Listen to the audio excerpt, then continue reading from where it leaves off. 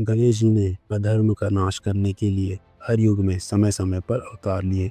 इन्हीं अवतारों के अनुसार उनकी पूजा होती है। पुराणों के अनुसार हर युग में असुरी शक्ति को खत्म करने के लिए उन्होंने विकट, महोदर, विघ्नेश्वर जैसे 8 अलग अलग नामों के अवतार लिए हैं।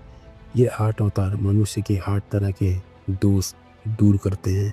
इन्हीं 8 दोषों का नाम काम, क्रोध, लोभ, मद, ईर्ष्या, मोह, अहंकार और अज्ञान है। तो आइए जानते हैं गणपति जी के 8 अवतारों के बारे में। उसमें पहला अवतार है वक्रतुंड। गणेश जी ने इस रूप में राक्षस मत्सरासुर के पुत्रों को मारा था। ये राक्षस शिव भक्त थे और उसने शिव जी की तपस्या करके वरदान पा लिया था कि उसे किसी से भी भय नहीं रहेगा। मत्सरासुर ने देवगुरु शुक्राचार्य की आज्ञा से देवताओं को प्रताड़ित करना शुरू कर दिया। उसके 2 पुत्र भी थे, सुंदर प्रिय और विषय प्रिय। ये दोनों भी बहुत अत्याचारी थे। सारे देवता शिव की शरण में पहुंच गए। शिव ने उन्हें आश्वासन दिया कि वे गणेश की आह्वान करेंगे, गणपति वक्रतुंड अवतार लेकर आएंगे। देवताओं ने आराधना की और गणपति ने वक्रतुंड के रूप में मत्सरासुर के दोनों पुत्रों का संहार किया और मत्सरासुर को भी पराजित कर दिया। वहीं मत्सरासुर कालांतर में गणपति जी के भक्त हो गए। तो आइए जानते हैं दूसरे अवतार के बारे में, जो कि है एकदंत। महर्षि च्यवन ने अपने तपोबल से मद नाम के राक्षस की रचना की। वह च्यवन का पुत्र कहलाया है। मद ने दैत्यों के गुरु शुक्राचार्य से दीक्षा ली। शुक्राचार्य ने उसे हर तरह की विद्या में निपुण बनाया। शिक्षा होने पर उसने देवताओं का विरोध शुरू कर दिया। सारे देवता उससे प्रताड़ित रहने लगे। सारे देवताओं ने मिलकर गणपति की आराधना की। तब भगवान गणेश एकदंत के रूप में प्रकट हुए। उनकी 4 भुजाएं, 1 दांत, बड़ा पेट और उनका सिर हाथी के समान था। उनके हाथ में पाश, परशु, अंकुश और एक खिला हुआ कमल का फूल था। एकदंत ने देवताओं को अभय वरदान दिया और मदासुर को युद्ध में पराजित किया। तो आइए जानते हैं गणपति जी के तीसरे अवतार के बारे में, जो कि है महोदर। जब कार्तिकेय ने तारकासुर का वध कर दिया तो दैत्य गुरु शुक्राचार्य ने मोहासुर नाम के दैत्य को देवताओं के खिलाफ खड़ा किया। मोहासुर से मुक्ति के लिए देवताओं ने गणेश की उपासना की। तब गणेश ने महोदर अवतार लिया। महोदर यानी बड़े पेट वाले। वे मूषक पर सवार होकर मोहासुर के नगर में पहुंचे तो मोहासुर ने बिना युद्ध किए ही गणपति को अपना इष्ट बना लिया। तो आइए जानते हैं गणपति जी के चौथे अवतार के बारे में, जो है विकट। भगवान विष्णु ने जलंधर नाम के राक्षस के विनाश के लिए उनकी पत्नी वृंदा का सतीत्व भंग किया। उससे एक दैत्य उत्पन्न हुआ। उसका नाम था कामासुर। कामासुर ने शिव की आराधना करके त्रिलोक विजय का वरदान पा लिया। इसके बाद उसने अन्य दैत्यों की तरह ही देवताओं पर अत्याचार करने शुरू कर दिए। तब सारे देवताओं ने भगवान गणेश का ध्यान किया। तब भगवान गणेश विकट रूप में अवतार लिए। विकट रूप में भगवान मोर पर विराजित होकर अवतरित हुए।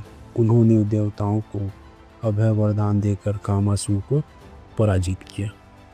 तो आइए जानते हैं गणपति जी के 5वें अवतार के बारे में, जो है गजानन अवतार। धनराज कुबेर से लोभासुर नाम का जन्म हुआ। वह शुक्राचार्य की शरण में गया और उसने शुक्राचार्य के आदेश पर शिव जी की उपासना शुरू की। शिव लोभासुर से प्रसन्न हो गए। उन्होंने उसे निर्भय होने का वरदान दिया। इसके बाद लोभासुर ने सारे लोगों पर कब्जा कर लिया। तब देवगुरु ने सारे देवताओं को गणेश की उपासना करने की सलाह दी। गणेश ने गजानन रूप में दर्शन दिए और देवताओं को वरदान दिया कि मैं लोभासुर को पराजित करूंगा। गणेश जी ने लोभासुर को युद्ध के लिए संदेश भेजा। शुक्राचार्य की सलाह पर लोभासुर ने बिना युद्ध किए ही अपनी पराजय स्वीकार कर ली। आइए जानते हैं छठे अवतार के बारे में, जो कि है लंबोदर। क्रोधासुर नाम के दैत्य ने सूर्यदेव की उपासना करके उनसे ब्रह्मांड विजय का वरदान ले लिया। क्रोधासुर के इस वरदान के कारण सारे देवता भयभीत हो गए। वो युद्ध करने निकल पड़ा। तब गणपति ने लंबोदर रूप धरकर उसे रोक लिया। क्रोधासुर को समझ आया और उसे ये आभास दिलाया कि वो संसार में कभी अजय युद्ध नहीं हो सकते। क्रोधासुर ने अपना विजयी अभियान रोक दिया और सब छोड़कर पाताल लोक में चला गया। आइए जानते हैं सातवें अवतार के बारे में, जो है विघ्नराज। एक बार पार्वती अपनी सखियों के साथ बातचीत के दौरान जोर से हंस पड़ी। उनकी हंसी से एक विशाल पुरुष की उत्पत्ति हुई।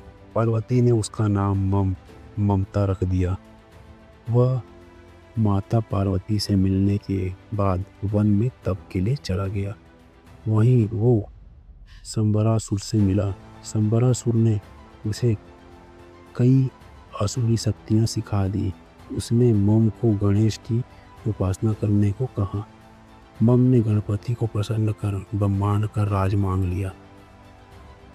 संबर ने उसका विवाह अपनी पुत्री मोहिनी के साथ कर दिया।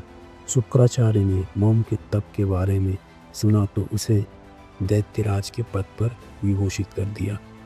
ममासुर ने भी अत्याचार शुरू कर दिए और सारे देवताओं को बंदी बनाकर कारागार में डाल दिया।